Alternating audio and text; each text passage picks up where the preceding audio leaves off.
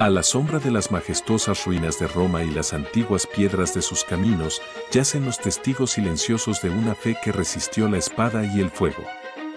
Entre estas historias sagradas se encuentra la de dos mártires cristianos primitivos, San Juan y San Festo, compañeros de muerte, unidos en Cristo, cuya sangre santificó la Vía Salaria antica. La Vía Salaria, que significa camino de la sal, era una arteria vital de la antigua Roma, utilizada para transportar sal desde el mar Adriático hasta la capital.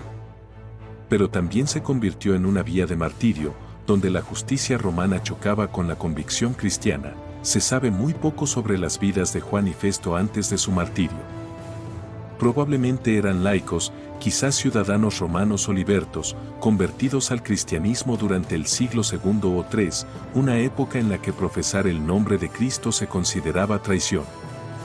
Durante las intensas persecuciones bajo emperadores como Decio, 249 a 251 DC, o Diocleciano, 284 a 305 DC, muchos cristianos fueron perseguidos, encarcelados y ejecutados. Es probable que Juan y Festo estuvieran entre los arrestados por negarse a renunciar a su fe u ofrecer incienso a los dioses romanos, firmes en su creencia en Cristo resucitado. Se negaron a ceder a las exigencias imperiales. Por su desafío, fueron condenados a muerte, martirizados a lo largo de la antigua Vía Salaria. No lejos de las tumbas de otros santos, es probable que sus cuerpos fueran enterrados en las catacumbas cristianas cerca de la Vía Salaria. Los primeros cristianos veneraban los lugares donde caían los mártires. Sus nombres eran recordados, grabados en los muros de la fe por la tradición, la liturgia y el amor. San Juan y Festo son conmemorados juntos en los antiguos martirologios romanos. Aunque el tiempo ha ocultado gran parte de su historia terrenal, la Iglesia honra su testimonio cada 21 de enero, recordándonos a los innumerables mártires anónimos o poco conocidos que sellaron su fe con sus vidas. Hoy, la Vía Salaria antigua permanece en silencio.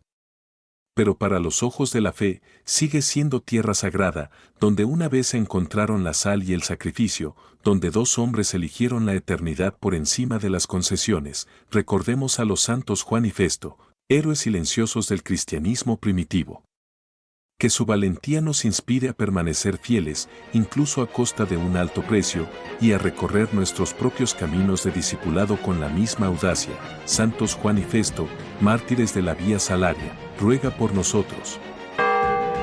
En lo alto de las montañas de Campania, donde la niebla se desliza entre bosques milenarios y las capillas silenciosas se aferran a los acantilados rocosos, aún resuena el recuerdo de un santo, un hombre de silencio, pasión y fe. Esta es la historia de San Guillermo de Vercelli, el eremita que se convirtió en abad y fundador de la congregación de Montevergine. Guillermo nació alrededor del año 1085 en Vercelli, ciudad enclavada en la región del Piamonte, al norte de Italia. Huérfano en la infancia, fue criado por familiares que lo cuidaron materialmente, pero fue Dios quien crió su alma. Guillermo alcanzó la mayoría de edad en una época de profunda reforma monástica. La influencia de figuras como San Romualdo y San Pedro Damián había reavivado el interés por la vida eremítica. Para el joven Guillermo, la llamada a la santidad se expresaría a través del ascetismo radical. Con tan solo 14 años, Guillermo emprendió una agotadora peregrinación, descalzo, al santuario de Santiago el Mayor en Santiago de Compostela, España. No fue solo un viaje físico, sino un crisol espiritual. La peregrinación, en el cristianismo medieval, reflejaba el camino del alma hacia Dios. La temprana decisión de Guillermo de sufrir por Cristo se alineaba con el mandato bíblico, toma tu cruz y sígueme. Al regresar a Italia, Guillermo buscó aislamiento.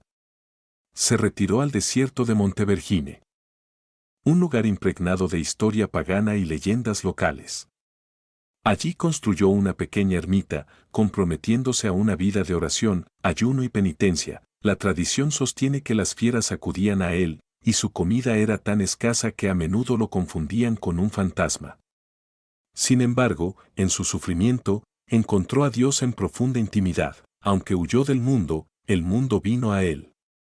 Hombres inspirados por su santidad se reunieron en Montevergine, y en 1119, Guillermo fundó formalmente la Congregación de Montevergine, siguiendo la regla de San Benito. Lo que hizo único el monacato de Guillermo fue su mezcla de orden benedictina y austeridad eremítica. Su regla enfatizaba el silencio, el ayuno estricto y el trabajo manual, pero también una intensa vida comunitaria arraigada en la Eucaristía. Se corrió la voz de los milagros de Guillermo. Sanó a los enfermos, amansó animales salvajes y predijo el futuro. Incluso el rey Roger II de Sicilia oyó hablar de él y lo invitó a la corte, pero Guillermo, siempre humilde, rechazó los halagos y las riquezas.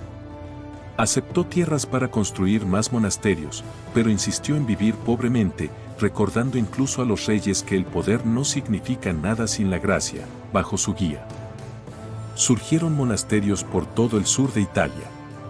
Una de sus fundaciones más famosas fue la Abadía de Goleto, notable por su singular coexistencia de monjes y monjas, aunque separados, bajo una única autoridad abacial, una estructura inusual para su época.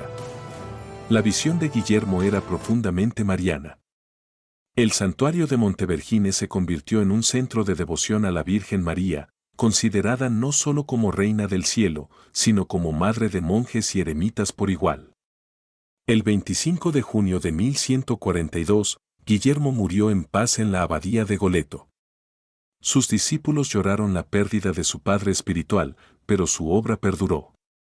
La congregación de Montevergine floreció durante siglos, adaptándose mediante reformas e incluso integrándose en la más amplia tradición benedictina. Hoy en día, miles de personas aún ascienden por las laderas de Montevergine, donde una basílica consagra tanto la memoria de San Guillermo como la venerada imagen de la Virgen Negra, símbolo de su devoción mariana y su visión mística.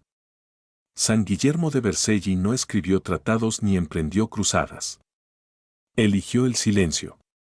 Pero a través de ese silencio, enseñó a una generación a escuchar a Dios, al sufrimiento y al susurro del Espíritu Santo.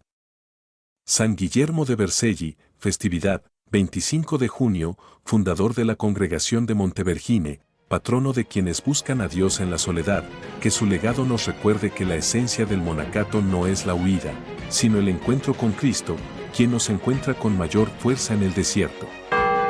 En la serena belleza del sur de la Galia, lo que hoy llamamos Aquitania, nació un hombre que se enfrentaría a la tormenta del error teológico, un filósofo cuya pluma defendería la gracia misma de Dios. Su nombre era San Próspero de Aquitania, nacido alrededor del año 390 después de Cristo, en los últimos días del Imperio Romano de Occidente. Próspero llegó a un mundo que se tambaleaba bajo el peso del caos. Roma se desmoronaba.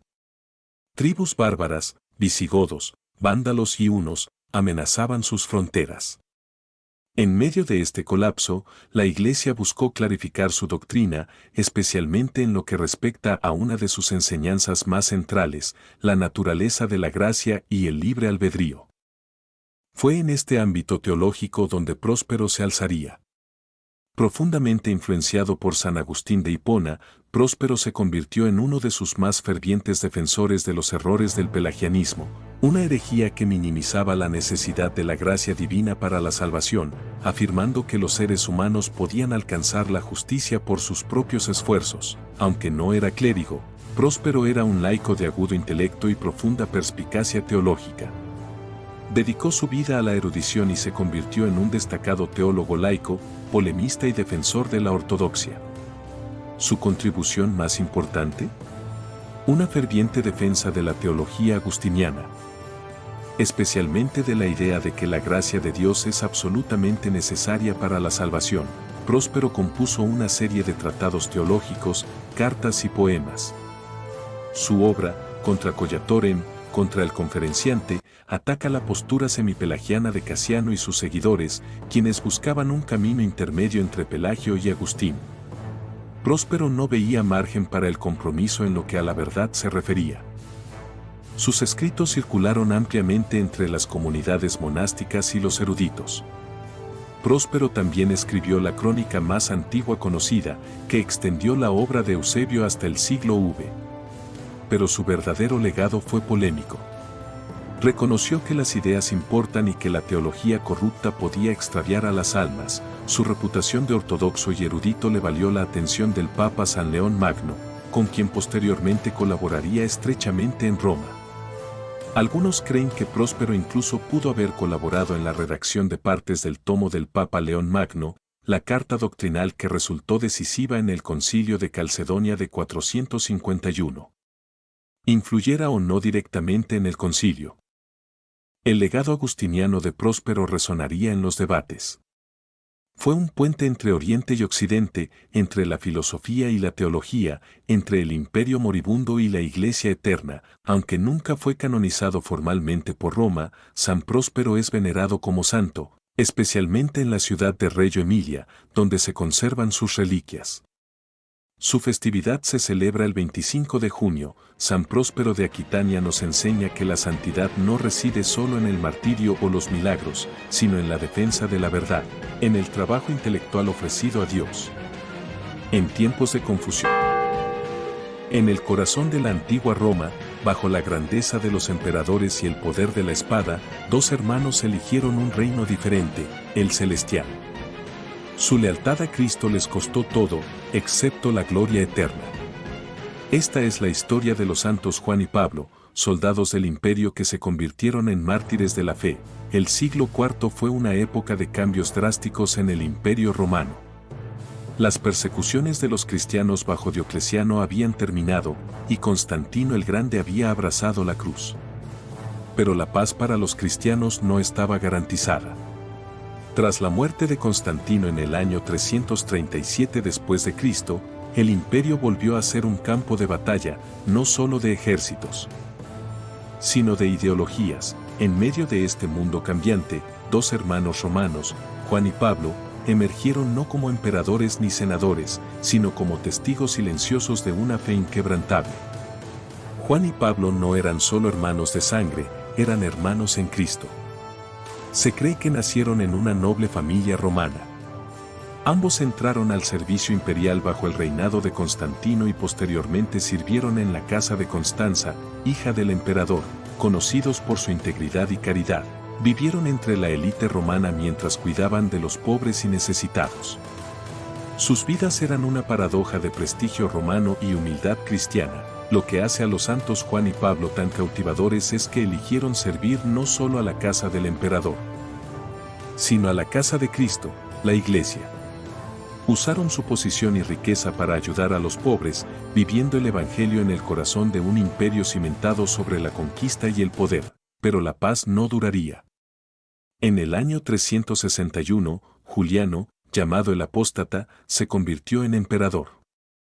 Aunque criado como cristiano, Juliano rechazó la fe y buscó revivir el paganismo. Ordenó el regreso a los antiguos dioses, persiguiendo sutilmente a quienes se negaban. A Juan y Pablo se les ofrecieron altos cargos en la corte de Juliano, cargos que exigían que renunciaran a Cristo. Emisario, el emperador les ofrece su favor. Quemen incienso a los dioses y todo estará bien. Juan, servimos a un rey mayor. No negaremos a nuestro Señor. Pablo, nuestras vidas son suyas. No tememos a la muerte. Se les dieron 10 días para reconsiderarlo. 10 días para alejarse de la cruz. Pero al 10º día, los soldados de Juliano entraron en su casa, no con persuasión, sino con espadas. Según la tradición, Juan y Pablo fueron martirizados en secreto en su propia casa en el Monte Celio, enterrados donde cayeron para evitar la indignación pública. Sus nombres fueron manchados, sus bienes confiscados, su memoria condenada, pero el cielo había grabado sus nombres. Poco después de su muerte, su hogar se convirtió en un lugar de peregrinación.